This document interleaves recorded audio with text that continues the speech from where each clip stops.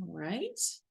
And I'm going to introduce very briefly our first presenter. So Elaine Hill, she finished a master's degree in the English department in 2011, and she had done her bachelor's degree in cognitive science at the University of Virginia in 2003. So Elaine, the floor is all yours. Well, thank you. Hi, everybody.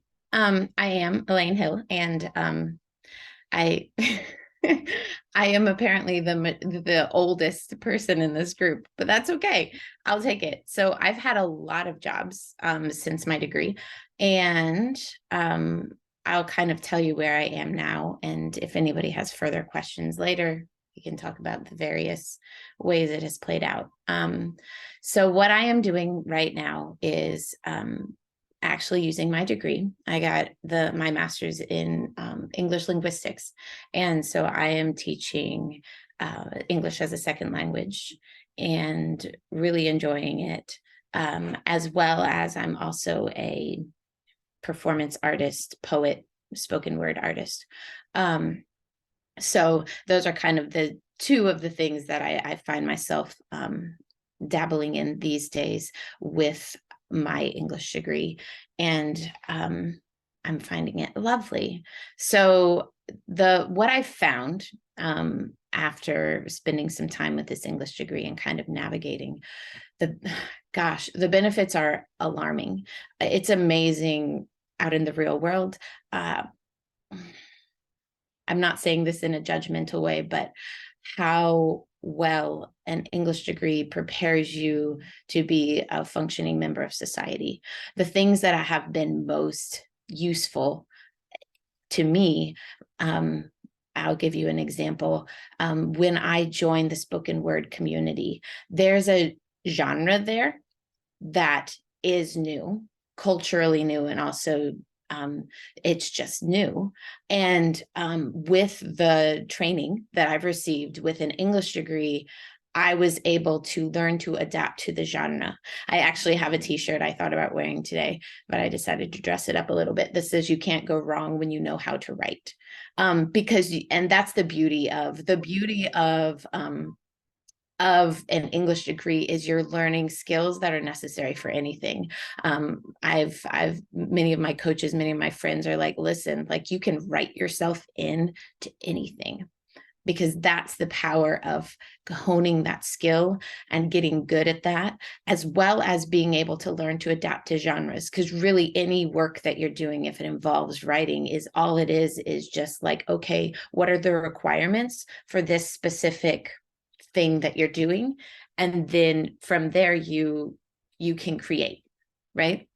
So that creative process, that learning how to argue, like create those arguments, these are the basic skills for pretty much anything you want to jump into.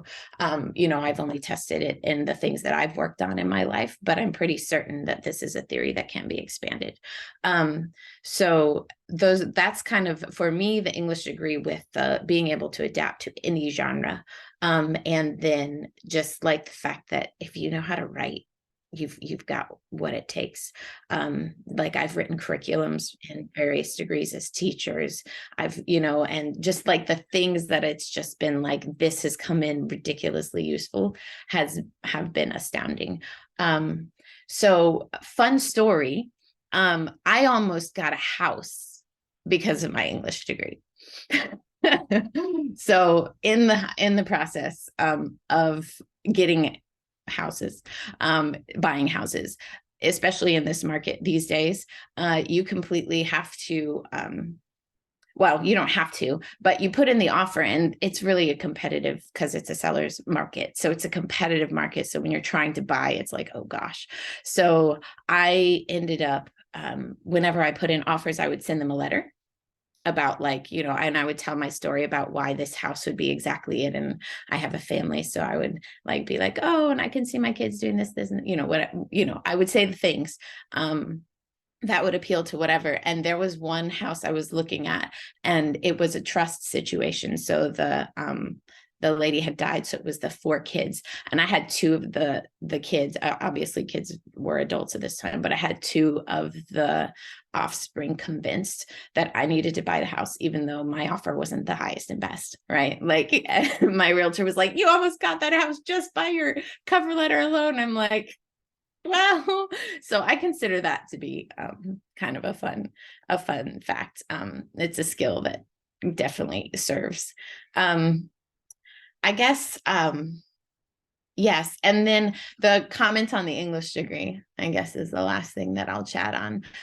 The job that I have now, my boss, my employer, actually wanted to give me the job before I was ready to have the job because she saw my degree and she's like, "Oh my gosh, you can teach English as a second language and that's what we need." And I'm like, well, let me do some other things first. And then I rolled into this job and I'm finding it absolutely fun and amazing. And I love working individually because I have smaller groups with the students and kind of navigating all of that from the beginner's perspective. Super amazing. But it was the only time really that my English degree has been commented on was like, "You are qualified for this job that I have." And I'm like, "I am? Oh yeah, I am, of course." So maybe it took some convincing, but so yes, so English degree, like it's been so fun to kind of see the inherent skills that come without us really realizing. Like, sure, maybe we're reading literature and all of this, and it's also amusing because most of the literature out there is not going to be half as hard as most of the literature that you end up reading in your English degree. And that's good because then you've trained your mind here, so then when you have to kind of go down here, you're just like, "Oh, this is a different genre and I can adapt to this." So your brain is already learning that there's different ways to kind of access language, and that doesn't make one better or worse, but it's also like there are different ways. And you've got, if you're at this high tier, like, oh yeah, you can dabble down here, but if you start here and you're trying to go up here, you're like, well, this is hard. But we've literally been training our minds and our receptors to kind of be like, yes, this is normal. So anything below this is just like, we got this in our sleep yesterday. So yeah, thank you for having me today too, Dr. Miller. And it's good to see so many familiar faces.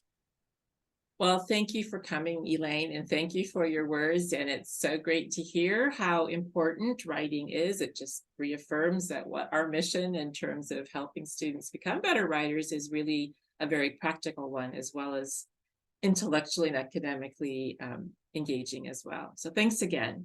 All right, our next presenter is Molly Unrath.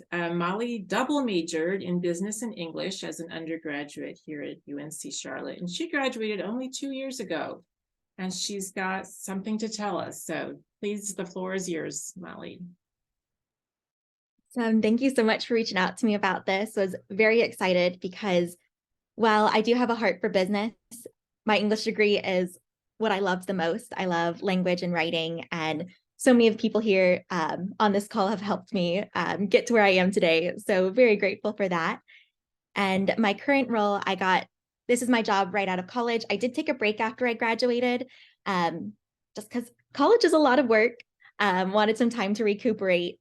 But about 6 months after I graduated, I started as a search engine optimization analyst at Bankrate, which is a Red Ventures brand. Red Ventures is a portfolio of brands that owns a lot of companies like Bankrate, Healthline, Medical News Today, The Points Guy, Lonely Planet. So many brands. And Bankrate is one of them. And so I work in financial services, which isn't really something that I had a passion for ahead of time because I wasn't sure where my English degree could help me in financial services. But quickly learned that there are so many ways that it serves me. So in search engine optimization, I mostly work with optimizing websites. And so I work for our deposits brand where I'm handling checking, savings accounts, money market accounts, certificates of deposits, and focusing on building our content plan for that. And so a lot of SEOs come from different backgrounds. I think most of a lot of us have a business background, but we have a lot of people on my team who have degrees in communications, English, even some people with degrees in psychology. So it is a very diverse field that, as long as you have a specific skill set, that is something that you can broach if you're interested in kind of the overlap between analytics and content, which is my sweet spot, exactly where I want to be. So in search engine optimization, or SEO is what we usually refer to it as, my biggest initiative that I work on is our content strategy. And so I work closely with our editorial team and plan out what articles we're going to write. I look at the macro environment to see what some of the trends are that people are searching for, and make sure that we write content to capitalize on that momentum, which brings more traffic to our site, which means we make more money. So one example of this more recently is, not sure who here has heard about the collapse of Silicon Valley Bank and some of the bank failures that had happened in about mid-March. And so that was something that my team was able to work on really quickly to get out a lot of content and seeing how we can adapt our pages to help ease consumers' anxieties about the banking collapse, because there was starting to be a lack of trust in our banking system. So as soon as that happened, we were grinding out content. I don't write it. I do create outlines for our team to see what users are searching for. I look at the keywords that people might type into Google, and trying to optimize our content to match those keywords. So we were able to get a lot of traffic based on our Banking Crisis of 2023 series, where we put out content about all of the areas surrounding the banking crisis, about FDIC insurance, ensuring excess deposits, some commentary on our banking system, what happened with Silicon Valley Bank. And so that was just one way that I was able to work really closely with our editorial team to capitalize on search interest and the macro environment. And so I feel like in my job, I use a lot of technical terms, and sometimes I think that might seem intimidating to come from like a more data analytics perspective, but mostly it's working with in-house tools that already have this data for you. You just have to pull it and know how to use it. And so one way that my English degree has really helped me here is that most of the people I work with have a business background, and our content strategy was not nearly as strong as it was before I joined our team. And I was able to look at freshness signals and how that appeals to Google, and how users are responding to how recently a page has been updated. And so I've solidly owned our entire editorial strategy, and that has become my specialty within search engine optimization. So I'm working most closely with our editorial team. I get to go back and forth with our writers about different language choices. I think one way that I was just really grateful to have an English background is I was speaking with our head writer, Matt Goldberg. He's awesome, been in the news a lot, does a lot of macro environment reporting. And I'm able to just chat with him to be like, hey, I think if you use this word here, it's going to have a different connotation than if you use this word. And being able to granular details, I've gotten a lot of really positive feedback from our editorial team about how helpful it is to have a more English background and perspective from SEO, which tends to be more how we get more profit, and kind of toning that down to be how can we make our website the best experience for users, which is what SEO is really all about. So that part with it, it makes me work more closely with our editorial team, and they have said time and time again how much they appreciate that. And another time that people have commented on my English degree is that we just finished our annual review cycles. Ours goes on for several months, and we do a lot of taking peer feedback. And one of my most common strengths that people commented on was my ability to write very well, to use language most closely with our editorial team. And so being able to use that, not only had my editorial team speaking back saying that like, hey, we really appreciate that we can tell you're committed to our work, and this is the most close collaboration we've had with SEO. And my manager also commented on it about how that has really helped me take over our editorial strategy so that no one else on my team has to touch it, because no one else likes writing as much as I do. And that's how I found it really to serve me, that I felt intimidated going straight into this role because it is a more corporate environment. It is partially a business focused role, but SEO I think is the middle ground between business and English, in that I can think of things from the profit side, from analytics, but I'm also really focused on our content and our writing and making sure that we have the most quality experience for our users and focusing on user experience. But yeah, I'm happy to take questions later. I have a lot to say about it, but really, really happy I found SEO because I think it is the happy medium for me in using my English degree and having a business background. Well, thank you so much, Molly. You know, Molly emailed me that she's an SEO analyst, and I had no idea what she was talking about. But now we have learned, and in fact, yeah, you have learned and done so much in this short time that you have been at this Red Ventures company. And so it's really helpful to hear how an English major is so useful in a financial services sector. And that's really fantastic. Okay, moving on. Our third presenter today is Dmitry Terashenko. And it's going to take a few minutes to talk about all of his degrees. So when he was at UNC Charlotte, he double majored in English and anthropology, as well as finished minors in Russian studies and linguistics. Linguistics, of course, is housed in the English department. He's currently completing a master's degree in linguistics at Georgetown University, but he's already started a career path for himself. And so, Dmitry, it's all yours. Absolutely. Thank you, Dr. Miller. Can you hear me well, by the way? I've been having some audio issues the past couple of days, so great to hear. I have to say, I love that I'm after Molly. Molly and I graduated with each other, and we had many classes in the English department together. And so I feel like I am I feel like I'm devil's advocate to Molly in a lot of ways, because I, one, hate writing, and two, think business degrees are for people who don't know what they want to do.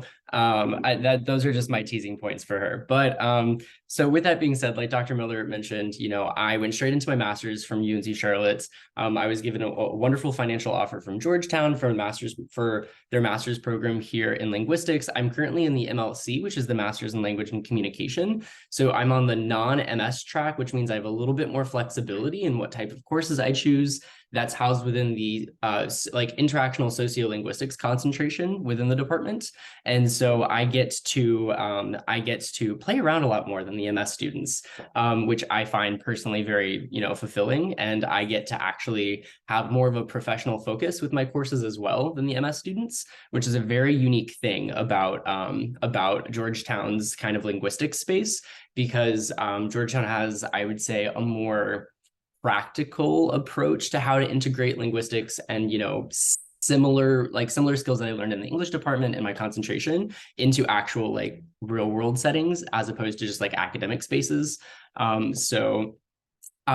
am, like Dr. Miller said, I've been working at the same time I've been doing my master's, which has not been the easiest. I say that fully transparently. However, I've worn a lot of different hats. And so I work full-time equivalent and have since I started my graduate degree. However, I haven't been kind of housed within one company. I've worn a whole bunch of different consulting hats with different companies. And so I like to joke that I like being in places that you typically don't see English majors, just to prove that we belong there. And so I say that's a little hobby of mine, because it always throws people off whenever I tell them my background. And then that I'm several tiers higher than them in the hierarchy of the business. So I am with one hat, which is a little bit more straightforward. I work with an education consulting firm where I help them kind of unpack and help students with identity forward writing for their college admissions process, where they guide students. And with that, I'm very transparent with my students that the research that I do is primarily in identity construction and how we utilize language. And so I personally am not the biggest fan of writing, because I feel like it's a much slower medium of communication for me. I really like working with other people's writing to make sure that it's representative of their identity, their path forward, and to kind of help with the cohesion of who they are within the university context of the different spaces that they're applying. And so this year I'm kind of stepping out of that with this upcoming application cycle, just because I have a couple of other opportunities lined up. However, I do have a really great relationship with that CEO of that company, and she's, welcome. I have the open offer to send in referrals as they're expanding the team. So if that's of interest to anyone, happy to talk about that more in detail and to potentially send in a referral. And then the next hat that I wear, which is a little bit more, unusual, I would say, is I work as a market research analyst with a linguistic consulting company, specifically in the healthcare space. So I typically specialize in more like neurological disorders, chronic illnesses, and like mental health concerns. And so I just wrapped up a very interesting project on chronic kidney disorder and, opioid use disorder. And then that's been interesting. I have to say that one is, I feel a lot less aligned with my English skill sets, but I do have to work with a lot of qualitative data. So I'm reading a lot, and I'm having to look at the nuance of how people are using, different types of expressions. And so I'm in an interesting space where I'm not looking at what people have written, but I'm looking at versions of what they've said within like a textual capacity, and then kind of unpacking it. And so I think one really fun thing about qualitative research, which I think really builds off of skills that you learn regardless of the English concentration that you do at Charlotte, is being able to kind of like zoom into like the granular aspects of like what we kind of embed into language, like within like text, and then, or like within our words that then get kind of, transcribed into text. And then also have a bigger picture view of like what is happening between that kind of granular aspect of our writing all the way down to like variations in our punctuation, to how that ties to like larger scale ideological and like societal structures in spaces as important as like our health, like our day-to-day health. And so I've gotten a lot of cool like kind of experience in that space of also understanding how language-oriented technology can actually really help improve people's healthcare experiences. And so I really enjoy working with kind of minority populations or with like geriatric patient cases to kind of understand how we can fill in gaps where there shouldn't be for people who really need to depend on the quality of their healthcare. Last one that I promise I will stop rambling on with this monologue, which is I like saving for last because it's the one that I'm stepping more into recently. And it is definitely, it will sound a lot less conventional for an English major, I would say, but I actually would advocate for more English majors to try and get into this space, is I actually am currently working with a Fortune 10 tech company as a conversational designer in a way. So I work as like a quality assurance lead for a team of about 200 content creators. And I am essentially helping train and revise the policy around a conversational generative AI model similar to that of ChatGPT. And so in that space, I essentially, the reason why, like, there's actually, I think, this like really big misconception in the general population that like tech spaces are only meant for people with like a computer science background or meant for people who have like engineering skills, where I have to say, to Elaine's point, I do say this fully candidly of like, engineers don't know how to communicate, like coders don't know how to actually do normal day things besides crunch numbers into formulas. And then there's the so what aspect of it. So I feel like I'm in my professional spaces a little less polite to those types of people because I don't think they know how to communicate. And so in that space, I actually find it very rewarding because I get to work with a lot of different type of like, in the specific sector of the project that I work on, I specifically work on training new hires and help them kind of understand the client's guidelines and their policies in terms of like neutrality guidelines, legal concerns. And then I have a particular focus in safety policy and like biased content to kind of understand how do we kind of match every individual interaction and make sure that they're aligned with those larger scale policies, but then also advocate for where policies don't properly encompass specific types of topics or edge cases. If you're looking at any type of like tech oriented in like industry, like that's typically the term that we don't know how to handle this. That's kind of the space I like to be in because I think it really pushes boundaries.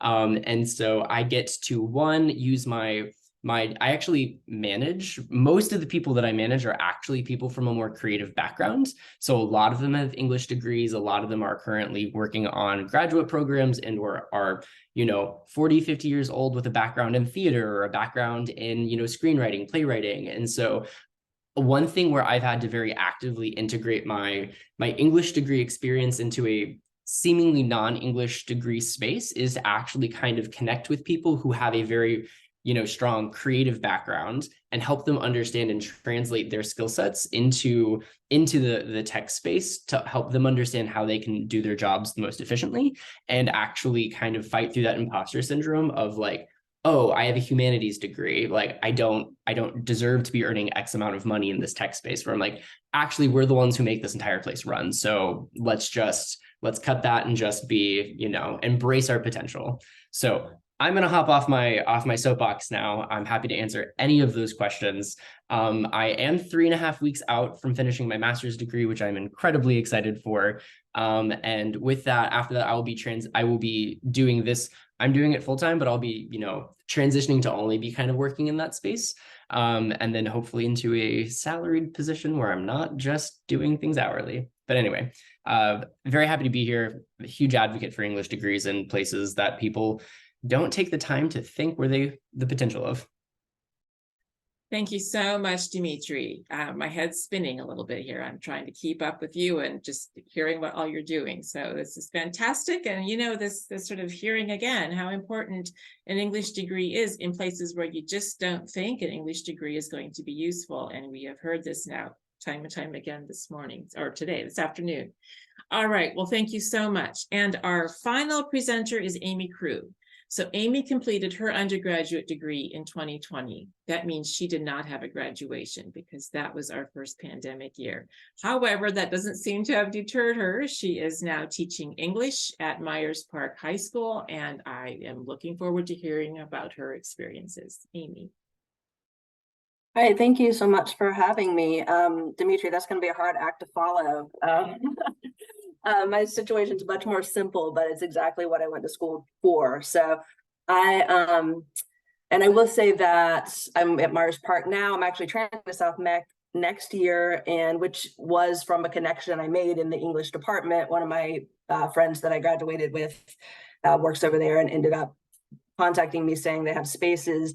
And to kind of back into it, that's one of the ways that I've seen, I feel like my education has helped a lot, is that I have become, I feel, somewhat coveted among, like, as educators go among some of the high schools, and I've been kind of courted. So that's always exciting. But basically, I took the pedagogy concentration for English. And so it was a decision to do that rather than go through the College of Education and get an education degree. And I am really grateful that I did that. It's one of the things I think that I believe that program is, I don't know if it's unique to UNCC or if it's just really uncommon, but to be able to get the English degree with the pedagogy concentration and then the the minor in secondary education to become a teacher. And the benefit of that, I feel like, is that first and foremost, and I didn't really make a whole spiel about what my job is because I feel like everybody knows what high school English teachers do. But some of the main things that we teach, the basic like characterization, conflict, theme, these things that we hit over and over, that's so much. I feel like when I was getting my degree, I was practicing and truly becoming an expert at the things I was going to be then teaching. And so I feel like that's a really excellent approach. And then because I was on the pedagogy track, I was learning to create lesson plans and provide accommodations and things like that as I was also learning and practicing the skills I was going to be teaching. So it was a really neat program in that way. I also feel like the one professor in particular, Dr. Avila, that I work with a lot, she has a huge focus on a couple of things. One is multicultural texts, and one is digital literacy skills. And both of those are huge. I didn't even realize when I was in school how much the focus was going to be put on, it was on for educators, because that is exactly where we are heading in education. And so I felt like I kind of hit the ground running and I knew exactly what I was doing, right, as soon as I got in the door, and had the benefit of that even over some people who had, for instance, gotten an education degree instead or had not been to school for a long time. So that really helped me as well. I started at Myers Park my first year teaching in fall of 2020. So it was entirely on Zoom, and I knew no one in the school. So I had no one to contact to ask any questions. I felt like I was out on a little island by myself, figuring out how to be a teacher. And if I had not had what I feel like is a phenomenal, comprehensive, wonderful education I got through the English education department, or English department with the education focus, I don't know what I would have done, because it was really only that carried me through that first semester when I was all by myself and it was tough. I will say that a couple of things. I aced the praxis, which is the huge test they make you take for any content you're going to teach. And I can't remember exactly what my score was, but it was in the upper 90 percentile, 99th percentile or something. And I also made a high enough score on the EdTPA portfolio that's required of new teachers that I qualified for a pay bump my very first year teaching. And I qualified, thank you. I qualified, I mean, I feel like a lot of that came from my education at UNCC because I had gone back to school. So I did a mid-year career change. I had never gotten my bachelor's, and I was, I think, either 40. I think I was 40 when I started at UNCC, and so I had not been in school for a long time. And so it's not like I was still had this information fresh in my head. I feel like I was able to do so well on these exams, and because of how comprehensive the education I received was at UNCC. So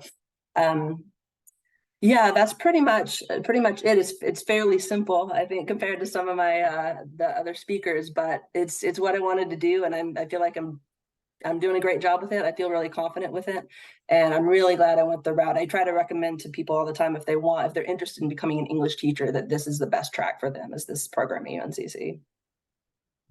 Well, thank you so much, Amy. It is not simple what you do. What you do is so important. And I know that being a teacher now is a really tough, it's a really tough job. So thank you for doing it, and for doing it so well, and for encouraging others to do it too. It's been great to hear about your experience. I'm going to stop the recording now.